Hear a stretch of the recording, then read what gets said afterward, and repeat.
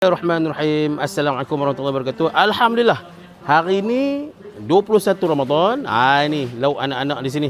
Hari ini ada kari ayam, ada buah tembikai, ada dadih.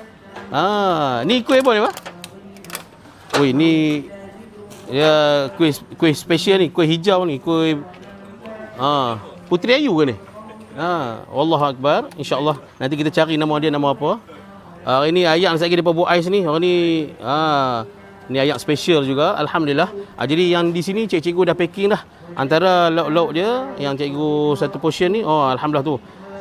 Ayam goreng crispy, nasi ayam. Ada kuih, semua lengkap semua. Alhamdulillah. Seronok anak-anak ni dapat makanan special hari ni. Mudah-mudahan dimurahkan rezeki, diberikan kesihatan baik, dipermudah segala urusan dunia akhirat buat tuan-puan sekalian semua yang sudi berkongsi rezeki dengan anak hati aslam ni. Jazakallah khairan katsira. Assalamualaikum warahmatullahi wabarakatuh.